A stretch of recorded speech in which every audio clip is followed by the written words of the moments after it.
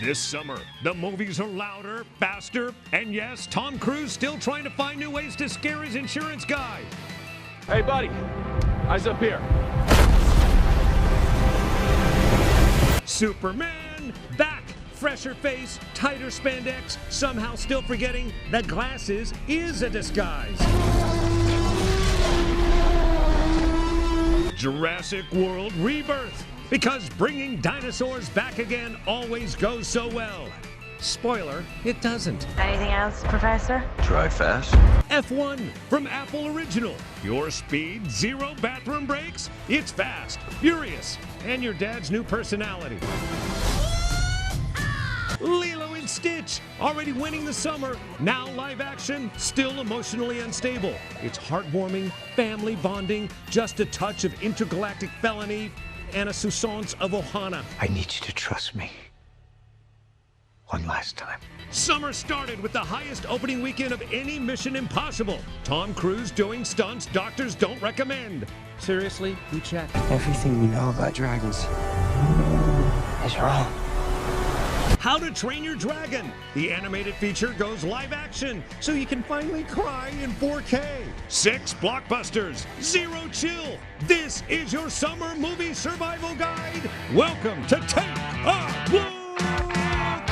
Yeah. Welcome indeed to Take a Look. Did you guys see that open? We don't even need to do a show. That's the show right there. Everything you need on screens of every size, but especially at theaters, is on Take a Look today. And let's talk about those theaters. A year ago at this time, I was crying, saying, please call the number on your screen. Keep these theaters open. Not this year. They just got a main line of adrenaline. We're popping. Hey, it is the world-famous comedian Steph Sanders to talk movies with me.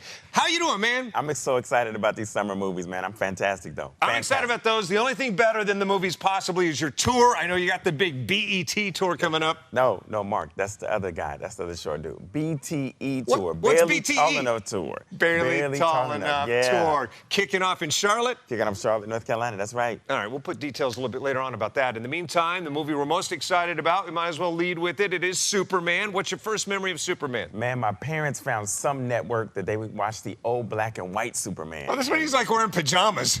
Right, yeah, exactly, yeah. But your favorite Superman of all time? Christopher Reeve. All right. Definitely. Yeah, same here. That might be overtaken by this because I think if Superman's got a chance of one-upping itself, finally getting the DC Universe back in order, it is this Superman. What are your thoughts? I'm ready. It's got James Gunn behind it. James Gunn resurrected another franchise. Guardians of the Galaxy would not have been as successful with not James Gunn, I agree. And this is like younger, faster, bit more technical, more effects. I love it. And a dog. Yeah, that's They got a dog. And again, I circle back to James Gunn. James Gunn made us care about a tree, pretty much, in his movies, right? That's true. Yeah, That's he true. made a fox famous. Yeah. I think he's going to make this dog famous. I remember back in the day talking to him about superhero movies altogether. He's got a loud voice about that. Take a look. I want to quote you, but I want to make sure I read it so I don't screw it up, because I love this quote I read about you. You said, if you think people who make superhero movies are dumb, come out and say we're dumb. But if you as an independent filmmaker or a serious filmmaker think you put more love in your characters than Russo brothers do Captain America, Joss Whedon does the Hulk, or I do a talking raccoon, you're mistaken. That's true. So who are these people that are attacking such? Well, I think I made that quote at a time when there were a lot of negative things being said about superhero and comic book movies during the Oscars by some people that were creating movies that were up for Oscars.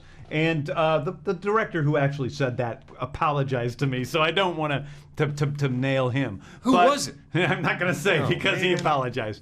But I think that there were different people. You know, they have. You know, sometimes people have an attitude about these types of movies. But the truth is I spent 3 years of my life working on every aspect of this movie from top to bottom. I do nothing else but work on this movie. I love these characters. I love Rocket. I spend all of my time thinking about them. I go to bed every night thinking about them. I wake up every morning thinking about them. I put my entire heart and soul into them. And to say that somehow makes me less of a filmmaker or someone who isn't as committed to the art of filmmaking because I love these characters or because they're comic book movies, screw you. It's like that's not how I see it. Amen. Well said. Just wanted you to say it again. Right, I love that. Screw you, movie critic. I love Bravo. that guy. I love Groot. I love Yes, Rocket, all yes. because of that guy. I got to tell you, though, some talking raccoons just told me it's not a fox, it's a raccoon. Wait, did I say Raccoon was a fox? You did. Oh, do you know why I did that? Why? Because in Guardians of the Galaxy, Rocket Raccoon's theme song is Fox on the Run. Got that it. classic song, Fox on the Run. Da-da-da. Yeah, so your dyslexia got to you. That's Fact okay. check me. I swear it's true. All right, I should just shut up and let the professionals do their work. Please do. Look at this lovely handcrafted featurette. Hit it. Being a child, I loved the purity of Superman. It was a time when I was starting to understand what movies were. James didn't know that Superman was in his future. He wasn't sure that that was the one he should be doing. And then he called me one day and he said, I have a way in. I know what I want to talk about. I had been trying to crack it for years. This character is noble, and he's beautiful. We just finished day 1 on Superman. It's been a hell of a week at the office. His scripts are so unique, his stories, they're heartfelt. You know, we love the opportunity to play with the incredible DC library of characters and stories, and we really want to do justice for them. Welcome to the Daily Planet. It's been so much fun to have the gang together finally.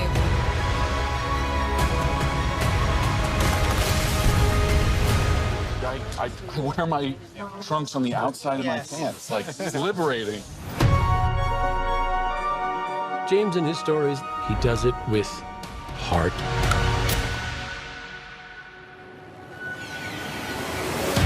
Superman is a character who's good. Who is filled with hope. He saves people because it's the right thing to do. We could use a little bit more of that. Superman was my original superhero, and it started on in comics, and I think it's going to be a game changer. This is the beginning of the future. They are launching a new era right now. It's the beginning of a whole new adventure and a whole new universe.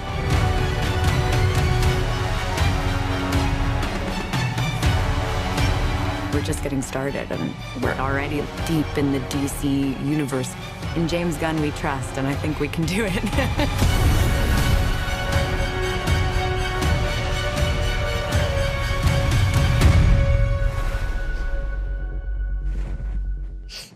Let's go! I'm not crying nerd tears. You're crying nerd tears. go! That's beautiful, man. Man, that's so That is going to exciting. be a great movie. They even got a black guy in it. I love this. I can't wait to see this. So many good things about it. I'm celebrating that, and everything else is right with it. And you're a big fan of the dog. I'm a huge fan of the dog. I got to get the dog. How do we know it? I can guarantee you already what Baby Yoda was to Mandalorian is, that dog is going to be to this movie. It's what people are going to be talking about. Exactly. Pounds all over the world are going to have this dog, and they're going to get adopted.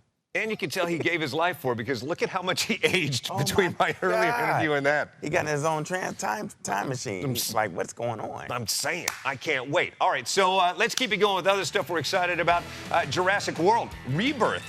They have rebranded it, and again, bringing this franchise that some people thought were done. It's not done. We'll show you why next.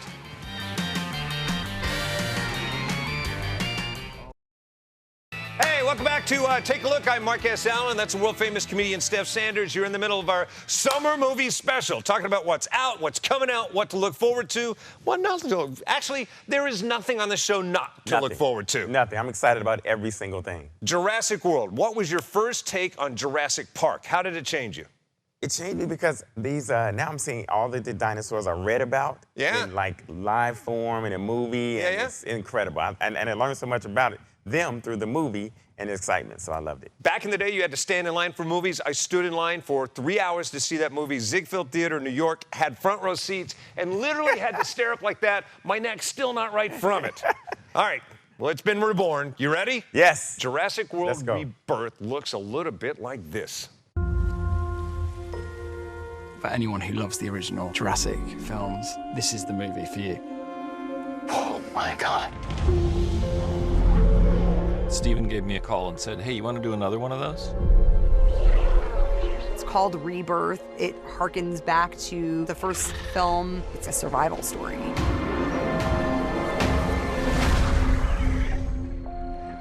No one's dumb enough to go where we're going. When I read the script, it felt like a love letter to Spielberg. I've always wanted to shoot on film. I really wanted Jurassic World Rebirth to have that naturalistic, cinematic quality. The original Jurassic asked that brilliant question of just because we can, should we? What the hell are those? It's an epic action-adventure story, and there's some new types of dinosaurs being introduced. It will have a lot of humor and it'll be fun. But it also has a lot of very scary, very intense moments. The sequence with the raft was in the first novel, Jurassic Park. One of the first things Steven and I said was, we got to get that raft sequence in someplace. We've really gone back to basics to imagine yourself in this circumstance on this Jurassic Island. It has adventure, it has friendship and loyalty and the portrayal of those things. It has an almost impossible task that you just root for everyone to complete. Come on! The movie at its core is thrilling. I know that it will bring back the wonder of seeing Jurassic for the first time.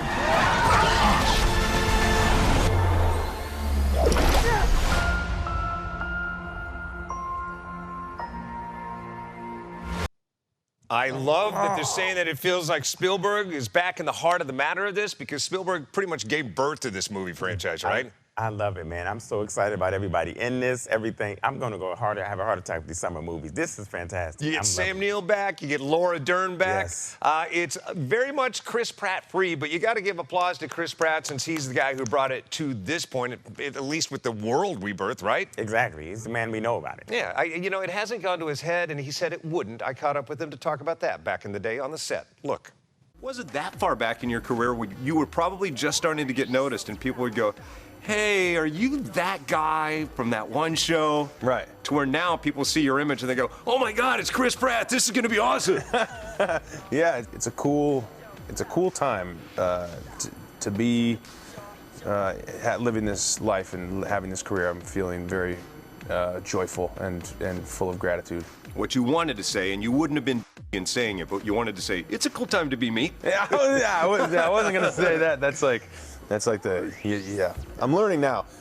Each line you say could be taken out of context and put up, and it'll be like, Chris Pratt, it's cool to be me. Like, oh, I hate that guy. Sorry. I would never do that. Yeah, I know. would never. You know why? You wouldn't have to. You wouldn't have to. It would just put the clip out, and someone else would do it for you. That's awesome. That's on the very first set of the very first World movie. And I thought they did a great job transitioning from Jurassic Park to World. How about you? Yeah, can I just say I'm so jealous of your hair. In every interview from 1986 up, I'm so jealous of your hair because I have no hairline. But fantastic. But yes, they did a great job. Had I just shaved my head, I probably would have had a better career. In the meantime, I want to talk about, like, your favorite dinosaurs in these movies. What creeps you out the most? What titillates you the most? All of the flying ones creep me out the most because they're like, there's no defense for them. But I love what's fascinating to me are the herbivores, the ones that only eat plants. Yeah, those are the ones, and they're the largest. So. For me, I like the larger ones, but the ones that creep me out were the velociraptors. And the velociraptors in the originals and even in this largely are practical, meaning that they're robotic and not CG. Did you know that? I did not know that. And that was created by the legend Stan Winston. You know his work, and it brings me to tears to see this, but I remember a special day with that guy. Look. Hey, an honor meeting you, Stan. Oh, thank you very much, Hamza. And an honor meeting. Does he have a name? What would you like him to be called? Huh? You call it. All right, we'll whatever call him he wants to be called. Fred. Fred, good to see you. Has he been okay. spayed or neutered? No, actually, Am I about to be spayed or neutered? You're wearing leather, and it's a huge mistake. No, I'd just like to point out this is leather. No animal. This is plastic. No animals were harmed. It's okay. I'm gamey. Trust me. You wouldn't like it. So let's do the big reveal. He is because of this. You've got him artistically, you got him technically, you got a performance. The fact of the matter is his life belongs to these guys right back here. And that's in every way. When I say that, these are the guys not only who are creating his performance right now, right? They are the artistic minds behind his design, his look, and his technical inside. So not only are they performing, they have created him artistically and technically. The most important thing, I must tell you though, although he is a technical advancement beyond anything and artistic we've ever seen, if he couldn't act, you wouldn't believe him, no matter how beautiful he is. And it's the performance that you're seeing is what it's all about.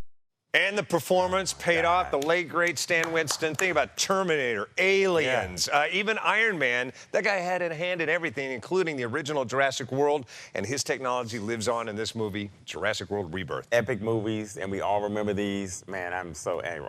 R.I.P. There you go. Rest in peace, Stan Winston. People will be checking out your work in Jurassic World Rebirth. All right, moving right along, let's keep the critters and go back to animation. Lilo and Stitch, live action, will probably end up being one of the #1 movies of this summer. It currently is in first place. Along with that, How to Train Your Dragon catches up very soon. This live action remake already wowing the critics. Will it wow the fans? We'll find out. We'll talk about it next. Hey, welcome. Take a look. Summer 2025 is what we're talking about right now. The world-famous comedian Steph Sanders. I'm Mark S. Allen. Let's get right into it. The #1 movie of the summer so far, and maybe forever, topping about $700 million now. Lilo and Stitch, live action. The first one makes you tear up just talking about it. I love Lilo and Stitch. I can't wait to get some kids and steal them and go watch it, because I'm watching Lilo and Stitch 3-4 times in the theater. Oh, you haven't seen the live action yet? I've not seen the live action yet. Then let me tell you, you're going to love it. It is so faithful to the original. It is so beautiful. And at the heart of it is Lilo. I got to catch up with Myla Kayla Aloha to talk about it, and she crushes it. When I hear working, it makes me so happy. Like, it makes my heart, get very happy. So every time when I'm working, and then I only do work for like, one film for one day, I usually get a little bit sad because I want to work some more. So let's talk about Stitch. What are you two up to in this movie? He's making a lot of trouble in this movie, so I usually need to teach him his stuff to be good. Sydney plays your sister in this movie, and I'm told you guys are close in real life. Well, Sydney is like very sweet and kind. And then every time I see her, I usually hug her before she's about to eat. I want to give her some good luck for her food. And then when I usually work with her, she makes me very happy. Oh, how amazing is she? She should win awards, but also whoever found her, the casting director, you also deserve an award. There is no better Lilo than that. Adorable. I can't wait for Superman's dog and her. All summer, they're adorable. All right, well, you're all set. It is a healthy summer. All right, moving right along, I bet you love the animated How to Train Your Dragon. Yes, I do. Yes. If so, I keep preaching about how well Stitch married the heart of the matter to the live action. How to Train Your Dragon equally does a great job. You're not going to miss anything in this movie. I had a chance to sit down with all of the actors. Gerard Butler played the part in the animated series and brought it to life in live action. We talked. Look.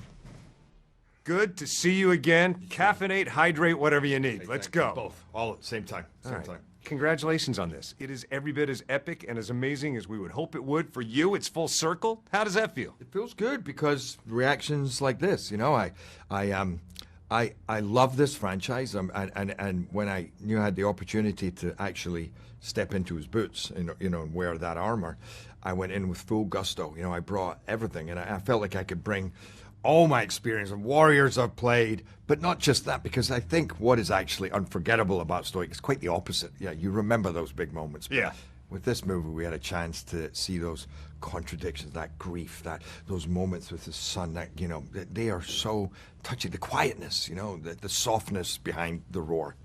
Yeah, as a parent, like, you know, people of all ages are going to find time to laugh in this and cry, but as a parent, my God, there are moments in this movie where your heart sinks and you feel it. Absolutely. I think you're feeling it from all the characters. Like, it's a long time since I've seen a movie. I just watched it again the other night, and you go, every character is experiencing, so there's so much story in every moment. You know, every moment is endowed with some meaning or humor or touching or lesson or, you know, a character evolving.